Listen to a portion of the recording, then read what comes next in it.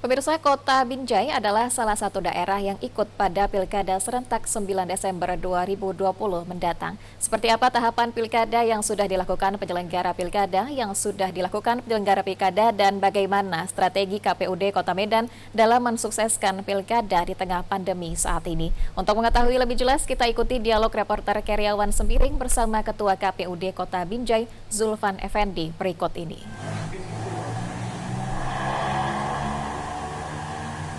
Ya, baik. Selamat sore Widya dan selamat sore pemirsa TVRI dimanapun Anda berada. Seperti yang disampaikan Widya tadi, tentunya kita pengen ketahui karena Kota Binjai adalah salah satu daerah yang ikut pada Pilkada serentak 9 Desember 2020 mendatang. Dan bagaimana kemudian tahapan yang sudah dilakukan oleh penyelenggara Pilkada di Kota Binjai untuk menuju tanggal 9 Desember 2020. Untuk mengetahui lebih jelas, saat ini saya sudah bersama dengan Ketua KPUD Kota Binjai, Bapak Zulfan Effendi ST. Selamat sore Pak Zulfan, terima kasih sudah bersedia berbincang-bincang dengan kita TVRI Sumatera Utara.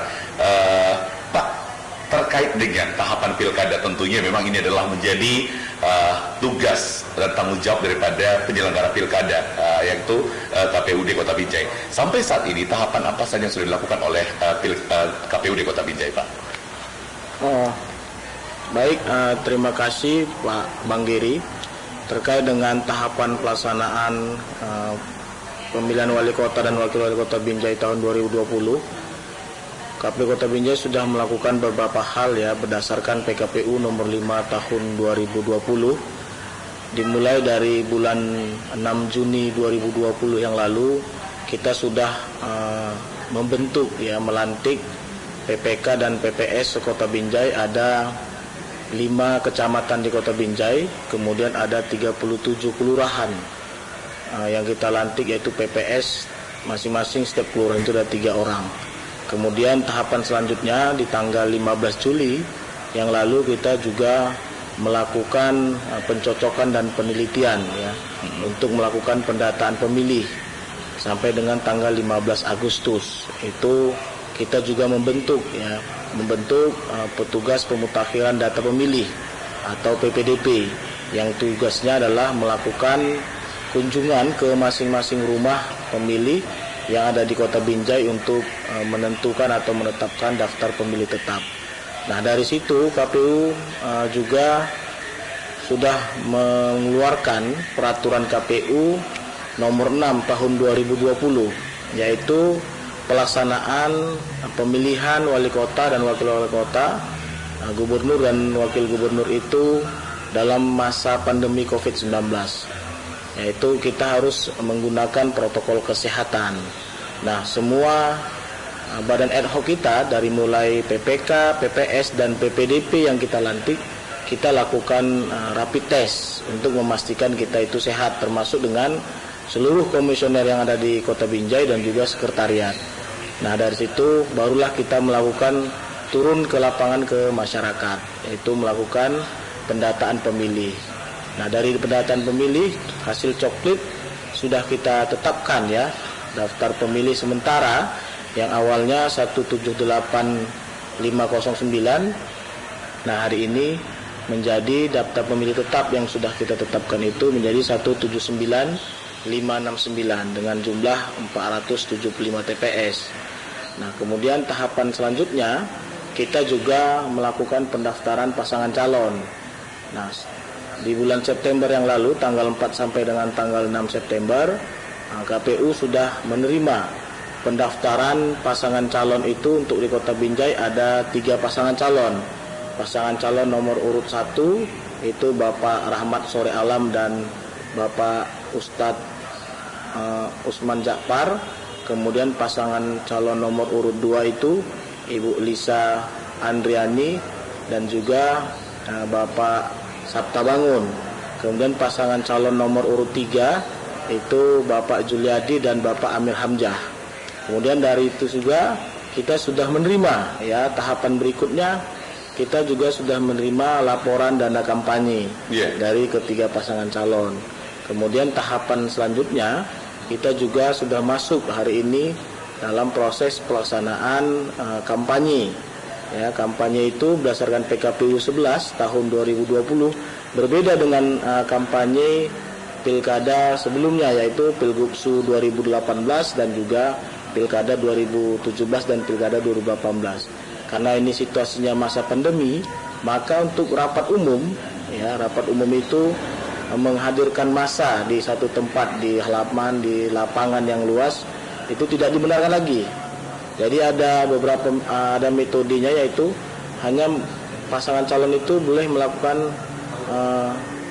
melakukan kampanye itu di ruangan tertutup, itu maksimal pertemuan tatap terbatas ya, tatap muka terbatas itu maksimal 50 orang dalam satu ruangan. Kemudian boleh melakukan media sosial dengan mendaftarkan ke KPU, kemudian melakukan media atau daring, boleh melakukan daring untuk melakukan kampanye.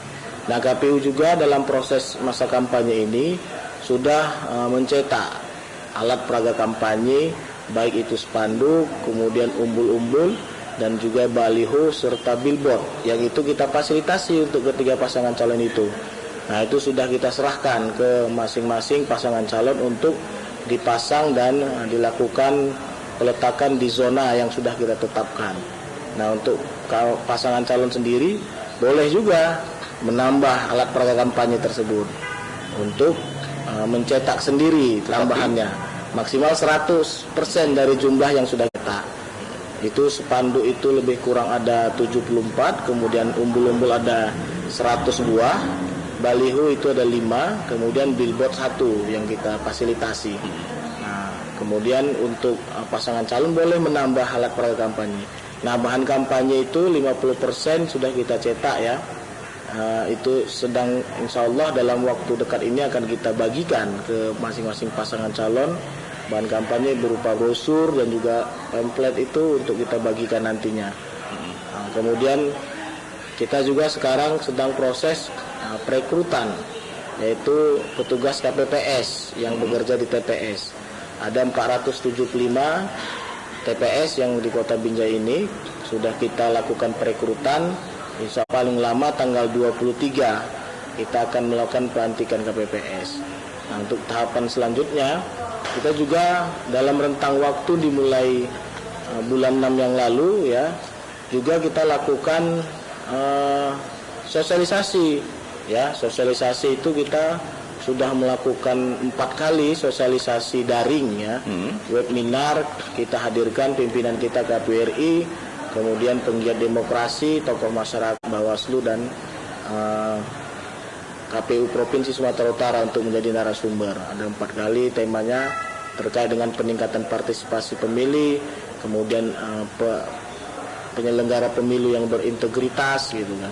Nah, kemudian kita juga sudah membentuk relokrasi. Ini adalah salah satu upaya kita untuk meningkatkan partisipasi pemilih. Karena isu yang dikhawatirkan oleh banyak pihak terkait dengan pilkada masa pandemi adalah menurunnya partisipasi pemilih karena kekhawatiran pemilih untuk bisa hadir ke TPS. Nah, KPU sudah mengeluarkan PKPU 13 ya tahun 2020, perubahan dari PKPU nomor 10 dan juga PKPU 6 tentang pelaksanaan masa kampanye. Nah, untuk di TPS sendiri ya, KPU sudah melakukan simulasi. Terakhir simulasi itu dilakukan di Kota Medan dan Kabupaten Srege dengan menghadirkan seluruh kabupaten kota ya Sumatera Utara ini yang melakukan pilkada. Kita hadir melihat simulasi, ada hal baru terkait dengan proses pemungutan dan penghitungan suara. Nah, kami berkeyakinan bahwasanya pelaksanaan pemilihan wali kota dan wakil wali kota Binjai ini, khususnya ya di Binjai ini, insya Allah akan sehat dan aman ya, karena kita juga menerapkan protokol kesehatan dalam pelaksanaan ini. Sudah diatur di undang-undang. Baik.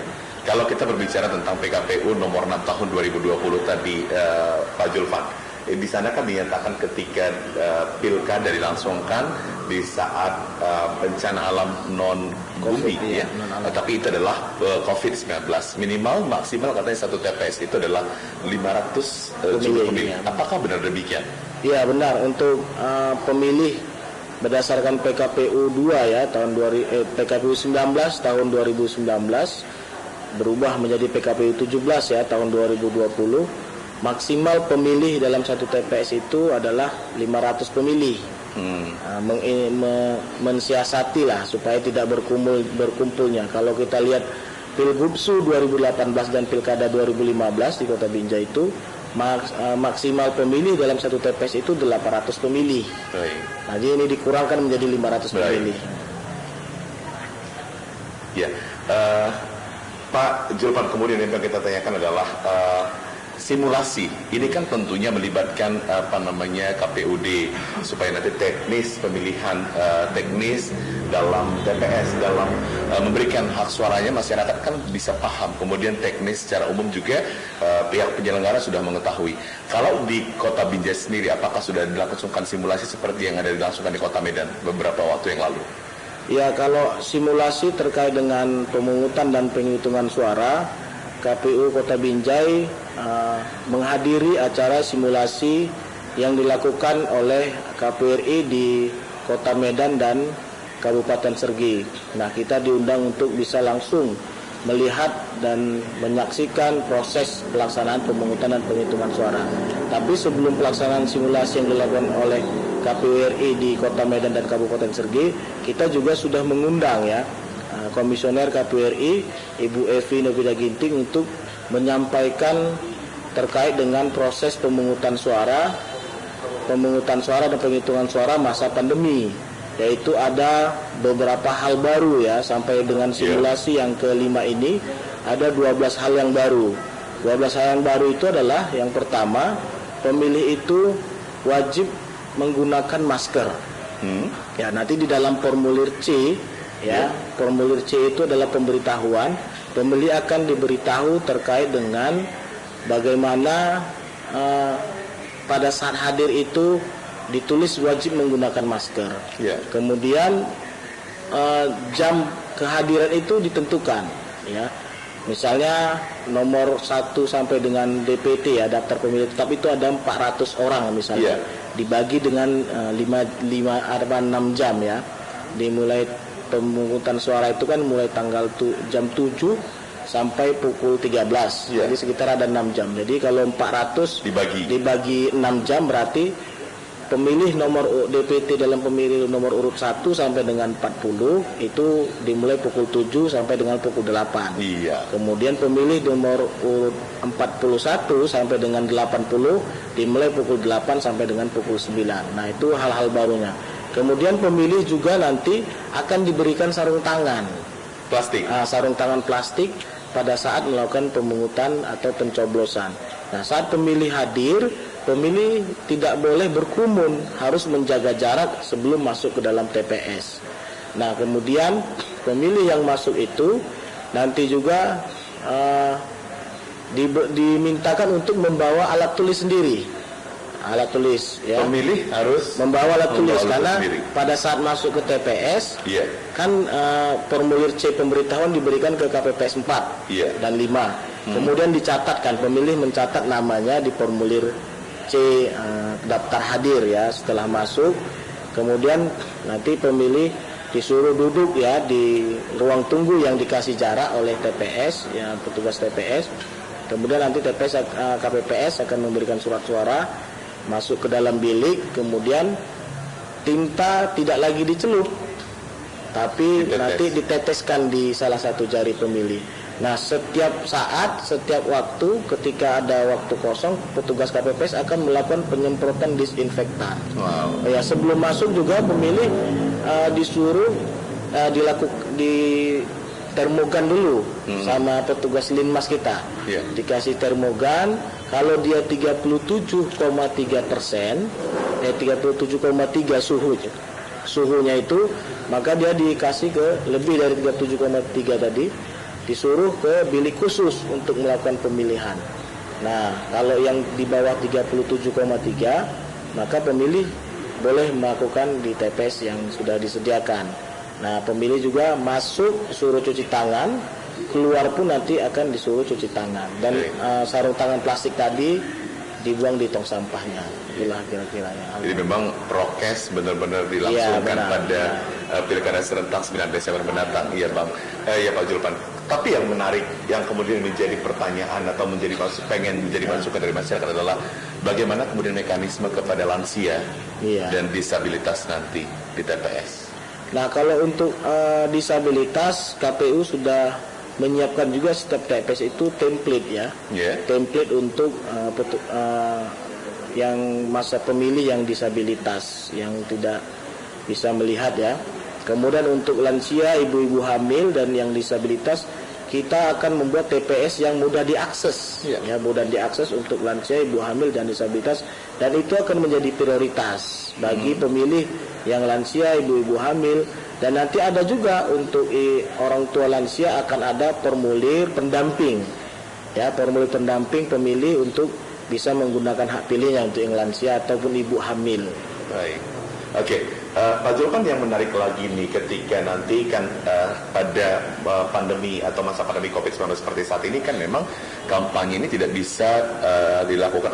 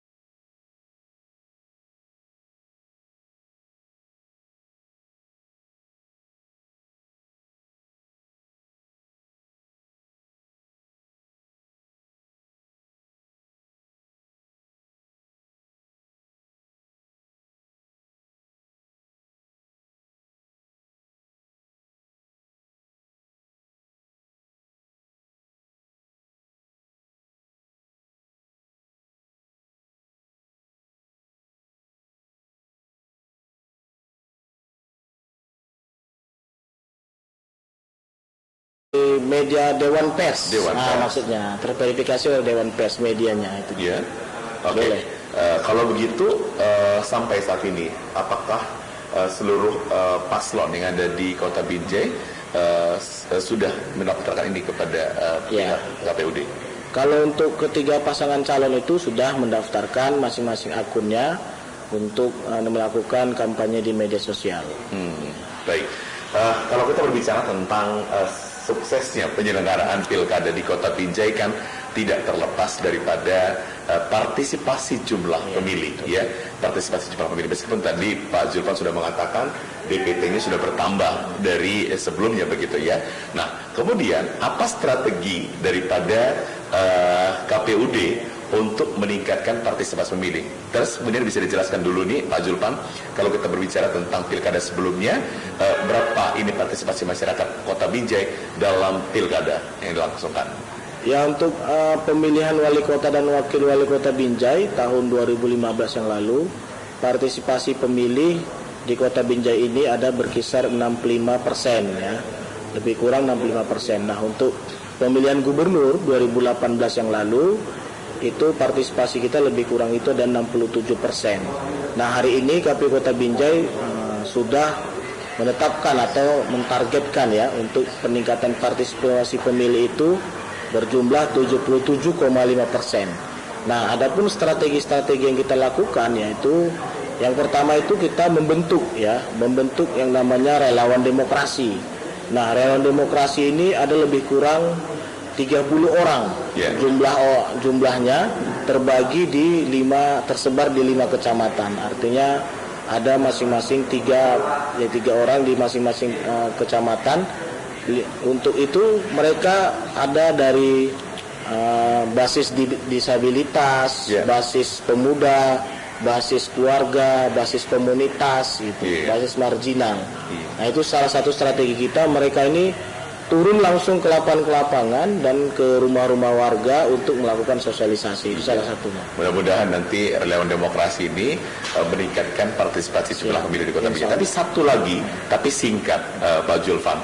Pak, terkait dengan sudah disahkannya DPT ya di Kota Binjai, apakah masyarakat sudah bisa akses lewat media sosial nama mereka yang sudah termasuk dalam daftar pemilih tetap? Ya, untuk daftar pemilih tetap yang sudah kita tetapkan masyarakat bisa mengakses ke www.lindungihakpilih.co.id. Iya, bisa diakses dia di TPS berapa dan di DPT-nya di mana gitu. Baik, kalau melihat pemaparan dari Pak Zulkarnain tadi sudah menarik, mudah-mudahan nanti targetnya 77,5% ini tadi bisa tercapai. Dan pemirsa, Widya, itulah tadi perbincangan saya dengan Ketua KPUD Kota Binjai. Kini kita kembali ke studio.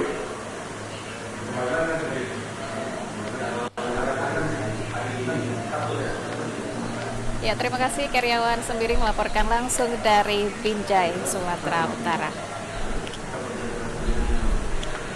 Halo, selamat